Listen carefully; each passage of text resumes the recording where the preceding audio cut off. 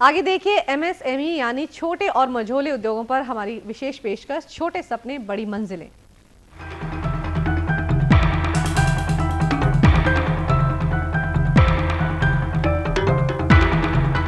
सहारा प्रणाम।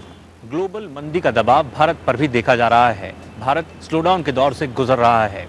ऐसे में अर्थव्यवस्था के एक अहम क्षेत्र micro, small and medium enterprises की सेहत का जायजा लेने और आगे की राह तलाशने के लिए इकोनॉमिक टाइम्स ने एक खास सम्मेलन का आयोजन किया। इसमें आपके अपने नेटवर्क सहारा समय ने बतौर टेलीविजन पार्टनर भूमिका निभाई।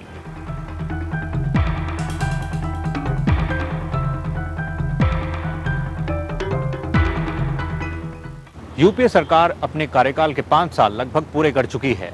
चुनाव सिर पर हैं, लेकिन उससे पहले है अंतरिम बजट। ऐसे समय जब कारोबार चलाना कठिन हो रहा है, तो एसएमई क्षेत्र की नजर भी इस अंतरिम बजट पर है।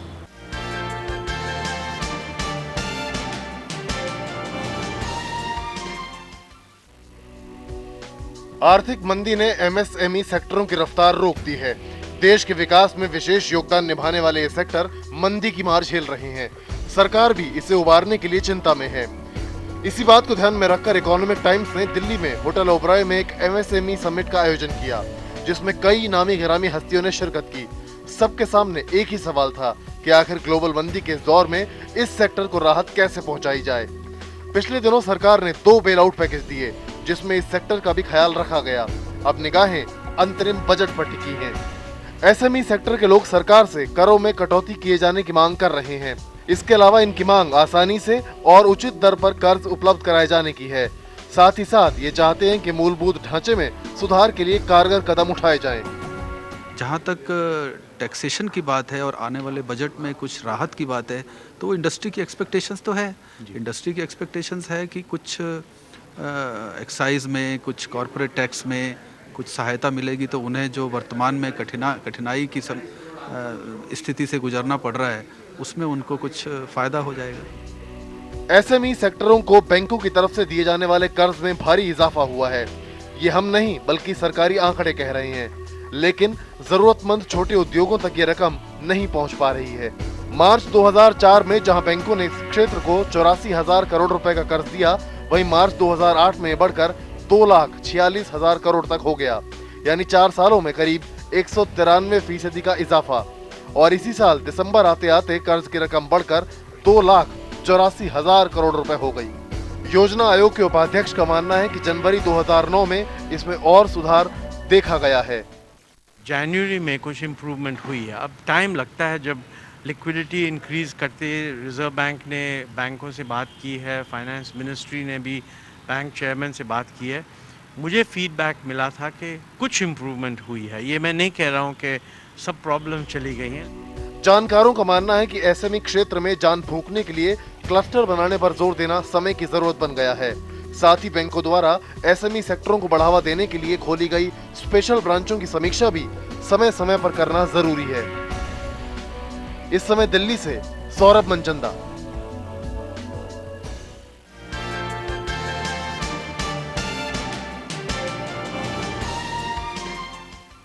आइए अब हम आपको लेकर चलते हैं एसएमई यूनिट में और आपको रूबरू कराते हैं इस क्षेत्र के एक कारोबारी से। इस यूनिट का जायजा लिया हमारे संवाददाता ने।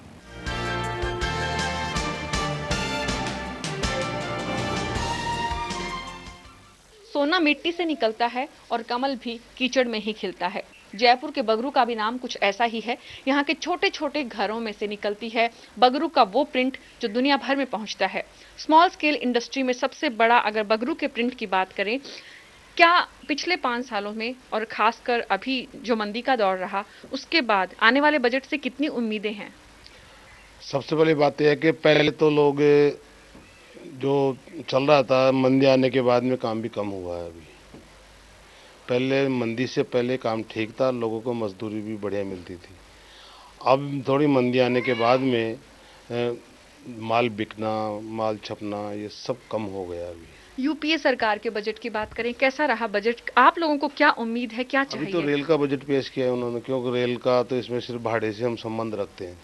आने वाले बजट से आपके इस इंडस्ट्री को क्या मिलना चाहिए? आने वाले बजट के अंदर तो इंडस्ट्रीज को मिलना चाहिए कि इसमें राहत दी जाए, क्योंकि भारत सरकार कई संस्थाओं को राहत दी है, कई उद्योगों को राहत दी है।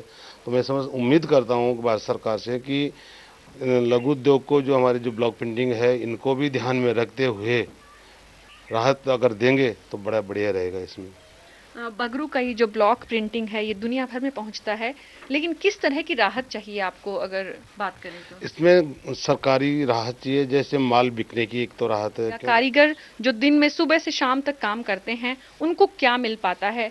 ये बताइए, आप ये मिट्टी से क्या कर रहे हैं, किस तरह काम करते हैं? सुबह कितने बजे शुरू करते हैं? 8 बजे, हाँ, शाम 7 बजे तक। ये बताइए, आप भी जैसे इस काम को लगे हुए हैं, दुनिया भर में ये साड़ियाँ जाती हैं, कितनी कमाई कर लेते हैं एक दिन में?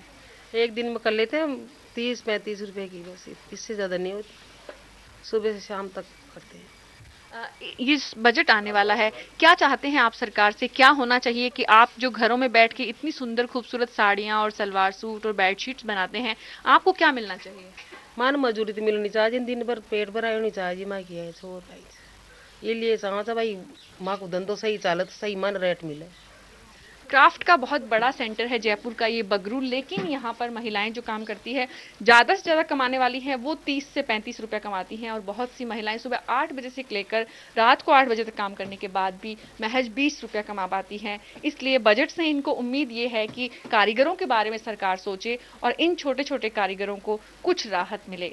इस समय जयपुर से कैमरा पर्सन नरेश कुमार के साथ मीना शर्मा।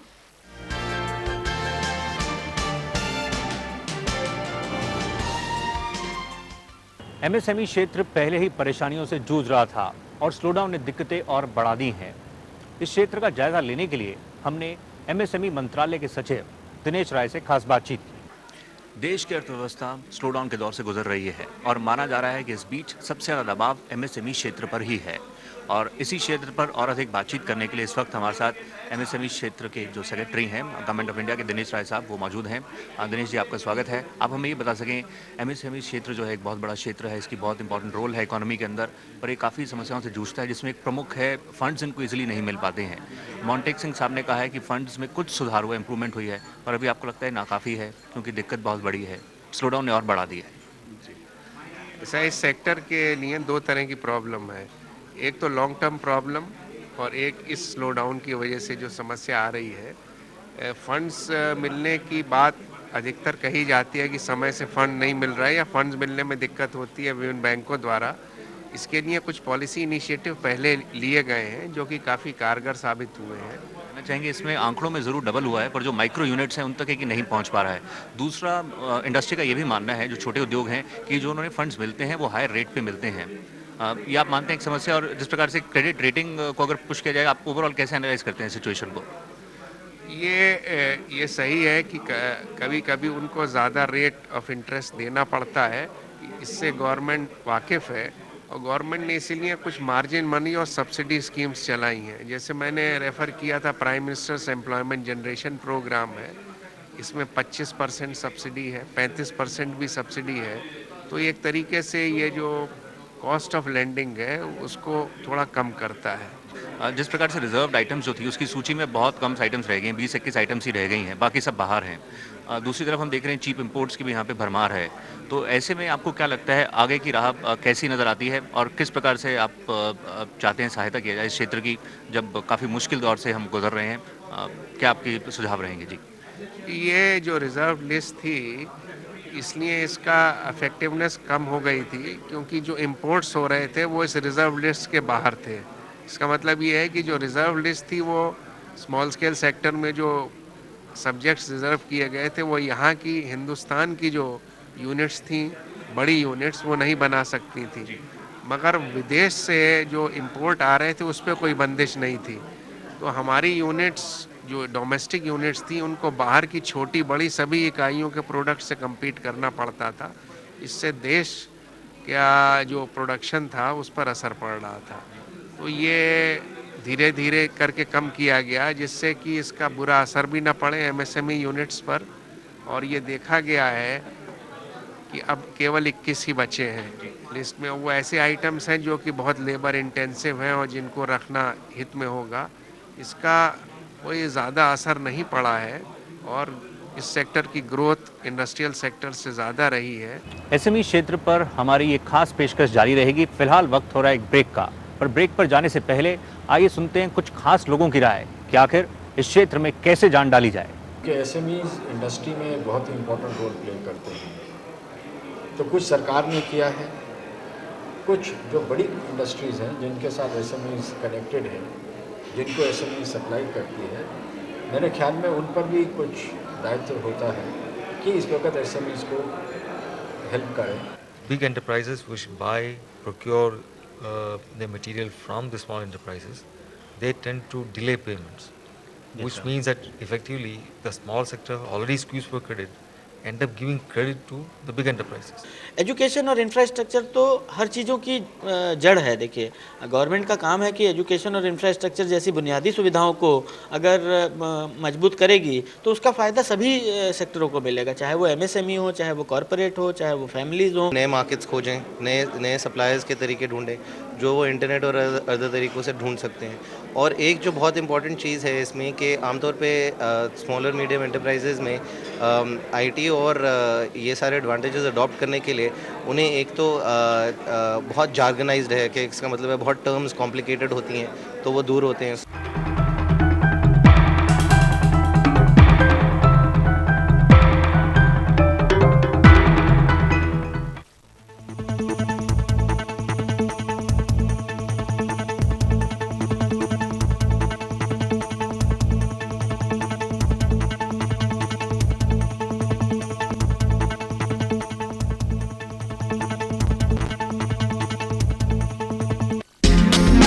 सर्दी, गर्मी, धूल और पोल्यूशन से मेरे बालों में डैंड्रफ बढ़ सकता है। नया हेड एंड शोल्डर्स डैंड्रफ बढ़ने के 4 कारणों से दे असरदार सुरक्षा। हुना मिला की नया Head and Shoulders complete care for dry skin. जोगी चाय हर दिन ताज की जगाए, जोगी चाय, जोगी चाय हर दिन ताज की जगाए, जोगी चाय। लगता है क्वीन जा रही है, आ नहीं रही है, आ रही है। कुत्ते को पटाओ, लड़की अपने आप पट जाएगी। Sprite please, Sprite. I just love dogs.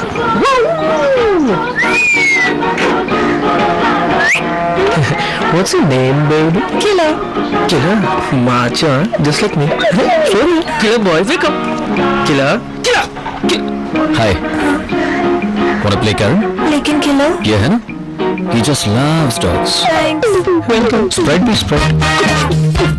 Sprite, सीधी बात, नो बकवास। क्लियर है? बेटी की कमाई पर जीना एक बाप के लिए बहुत शर्म की बात है। हाथों में मेहंदी लगाकर विदा करने की बजाय जिम्मेदारियों के बोझ तले दबा दिया। ज्योति 16 फरवरी से सोमवार से गुरुवार रात 8:30 बजे सिर्फ इमेजिन पर। मेरे बच्चों की ना अंग्रेजी अच्छी है ना हिंदी, एक ही हल है, learn by fun course books.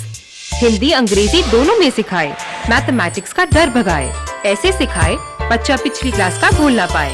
Learn by fun course books. Tell me, how does it feel with Olay Total Effects? It truly does fight the 7 signs of aging. Yeah, my pores and dark spots almost gone. Olay Total Effects fights 7 signs of aging for younger looking skin. Olay. Get your 1-month trial pack of Olay for ₹299 only. Bollywood में सबने किया प्यार, बिन फेरों के ही जिंदगी में है बहार। फिर शादी का क्या यार, फिलहाल नहीं तैयार, तो इंतजार बस इंतजार। देखिए वेटिंग लिस्ट आज शाम 7:30 बजे समय पर।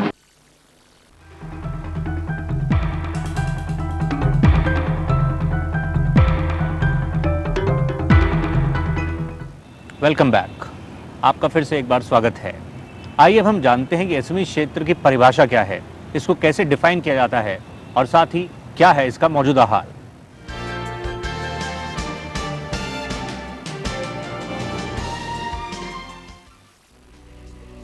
एमएसएमई यानी micro small and medium enterprise sector. MSME act 2006 के मुताबिक इस क्षेत्र को 2 हिस्सों में बांटा गया है, मैन्युफैक्चरिंग और सर्विस एंटरप्राइज।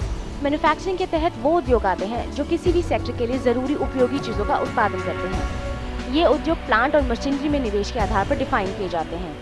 वहीं सर्विस एंटरप्राइज के तहत ऐसे उद्योग आते हैं जो सेवाएं प्रदान करते हैं और ये उद्योग इक्विपमेंट के आधार पर डिफाइन किए जाते हैं। मैन्युफैक्चरिंग, मशीनरी और प्लांट में निवेश। माइक्रो 25 लाख तक का निवेश, स्मॉल 25 लाख से 5 करोड़ का निवेश, मीडियम 5 करोड़ से 10 करोड़ का निवेश। सर्विस इक्विपमेंट में निवेश। माइक्रो 10 लाख तक का निवेश। स्मॉल 10 लाख से 2 करोड़ तक का निवेश। मीडियम 2 करोड़ से 5 करोड़ तक का निवेश।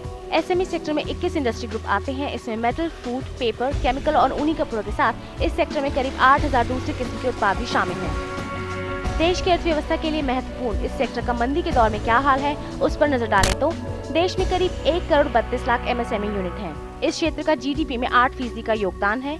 ये क्षेत्र 4.27% की सालाना दर से बढ़ रहा है और इस सेक्टर में non registered units registered unit से 10% ज्यादा हैं। यानी 1 crore 3 lakh non registered units और 26 लाख रजिस्टर्ड यूनिट्स हैं।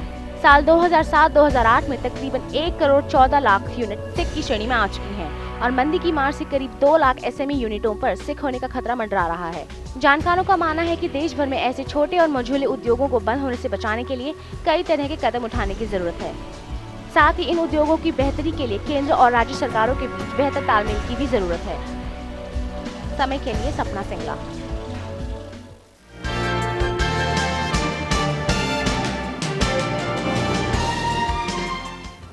एसएमई क्षेत्र के कारोबारियों का मानना है कि उनको कारोबार चलाने के लिए एक तो पर्याप्त मात्रा में कर्ज नहीं मिलता और मिलता भी है तो महंगा मिलता है, लेकिन बैंकर्स इस राय से सहमत नहीं हैं। जब भी ये जो आज जो ग्लोबल मेल्टडाउन है, फाइनेंशियल सेक्टर मेल्टडाउन है, ये ग्लोबल है और इसमें सबको थोड़ा थोड़ा तकलीफ होगा। मैं ऐसा नहीं बता सकता हूँ कि एसएमई को तकलीफ नहीं होगा, तो हमें ये तकलीफ जो है शेयर करना होगा।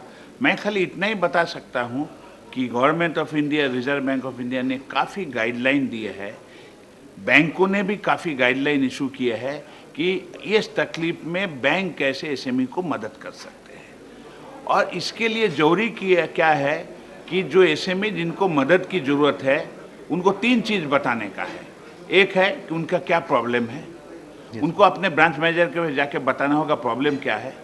दूसरा, उनको क्या मदद चाहिए बैंक से, और तीसरा है कि वो कैसे ये प्रॉब्लम से उभर के आएंगे। जहाँ तक क्रेडिट अवेलेबिलिटी का बात है, हमारे ख्याल से प्रॉब्लम नहीं है। हम सभी जो है सरकारी क्षेत्र के बैंक जो है लोन दे रहे हैं, उनकी लोन ग्रोथ जो है सालाना करीब 28% है और एसएमई वालों को भी लोन मिल रहे हैं। ऐसा नहीं है कि मगर इंडिविजुअल कोई स्पेसिफिक इशू है जहां हम पहुंच नहीं पा रहे हैं, अगर हमारे पास वो चीज़ को प्रस्तुत किया जाएगा हम उसको कर सकते हैं। जहाँ तक कॉस्ट ऑफ क्रेडिट का बात है, हम बताते हैं कॉस्ट ऑफ क्रेडिट काफ़ी किफ़ायती है, ये सब्सिडाइज भी है छोटे लोगों के लिए। इसमें कोई मतलब सोचने का भी बात नहीं। अगर आप सरकारी क्षेत्र के बैंक से आपको पैसा नहीं मिलेगा या आप नहीं लेंगे, आपकी ऑल्टरनेट कॉस्ट ऑफ क्रेडिट इससे दुगुना होगी। अगर मेरा cost of raising the fund घटेगा तभी हम कॉस्ट ऑफ लेंडिंग घटा सकते हैं। आज के दिन में एसएमई को सब्सिडाइज रेट से लोन मिल रहा है, तो हमारे ख्याल से इनको जो जरूरी है, इनको जो है चीपर क्रेडिट की जरूरत नहीं है, इनको जरूरत है एडिक्वेट एंड टाइमली क्रेडिट। उनको पैसे जो है समय से जल्दी दिया जाए, वो है, और उसका हम अधिक प्रयत्न कर रहे हैं rather than reducing the cost of credit। 4 crore से ज़्यादा लोगों को रोजगार मुहैया कराने वाला micro, small and medium enterprises देश के कुल एक्सपोर्ट्स में करीब 40% योगदान देता है, लेकिन इस क्षेत्र के सामने तमाम चुनौतियां हैं। आइए डालते हैं उन्हीं पर एक नज़र।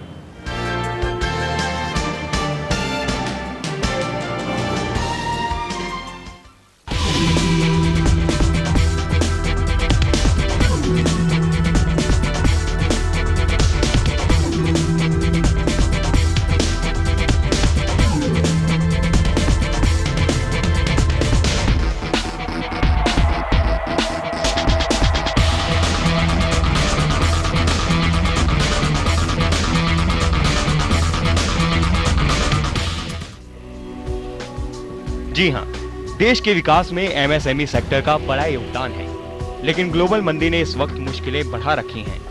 मांग में आई भारी गिरावट के बीच इंडस्ट्री की उत्पादन क्षमता और निर्यात में कमी दर्ज की जा रही है। कारोबारियों के चेहरे पर मायूसी है, लेकिन मंदी के भंवर में लड़ने की ताकत भी। वैसे तो इस सेक्टर के सामने कई चुनौतियां हैं, लेकिन मंदी के इस वक्त में सबसे बड़ी समस्या नकदी की है। बैंकों में पैसे तो मिल रहे हैं, लेकिन थोड़े महंगे और थोड़े कम, और तो और कानूनी अड़चनों के कारण कर्ज मिलने में परेशानी भी होती है। बैंक करप्सी कोड के ना होने से कई एमएसएमई यूनिट्स को मुश्किल हालात झेलने पड़ते हैं, क्योंकि अगर वो सफल नहीं होते तो इससे बाहर निकलने का कोई सम्मानजनक रास्ता नहीं होता और वो काफी दिक्कतों में आ जाते हैं। समस्याएं यही खत्म नहीं होती, बल्कि अभी तो समस्याओं का अंबार है। मसलन प्रोफेशनल कारीगरों और बेहतर तकनीक की कमी, पुराने उद्योगों में बदलावों को स्वीकारने की झिझक और लाल फीताशाही। इस बीच बाजार भी सिकुड़ रहा है, लेकिन औद्योगिक उत्पादन और निर्यात में 1/3 से भी ज्यादा की हिस्सेदारी रखने वाले इस क्षेत्र से उम्मीदें बरकरार हैं। हालांकि एमएसएमई सेक्टर का विकास अपेक्षा के मुताबिक काफी धीमी गति से हो रहा है। स्लो डाउन का असर जरूर पड़ा है, लेकिन इससे घबराने की जगह इसे नए मौके के रूप में लेना चाहिए और नए बाजार की तलाश करनी चाहिए। वो एशिया की दूसरी कंट्रीज हो या हमारे अपने देश की मार्केट हो, हमारे अपने देश की मार्केट इतनी बड़ी है कि हमारी मिडिल इनकम ग्रुप जो लगभग 40 करोड़ के बराबर है, जो कि अमेरिका की पॉपुलेशन से दुगनी है, तो ये डिमांड को ढूंढना, डिमांड के लिए नई मार्केट्स में जाना और डिमांड के लिए प्राइस को कट करना, ये हमारे माइक्रो स्मॉल और मीडियम एंटरप्राइज। जी हाँ, मंदी की मार का असर इस सेक्टर पर बहुत ज्यादा पड़ रहा है, लेकिन एमएसएमई सेक्टर में कई तरह की समस्याओं के बाद भी इस सेक्टर से जुड़े लोगों का रुख सकारात्मक है और वो चुनौतियों से भरी डगर पर पूरे विश्वास के साथ चल रहे हैं। इस समय दिल्ली से दीपक भारद्वाज।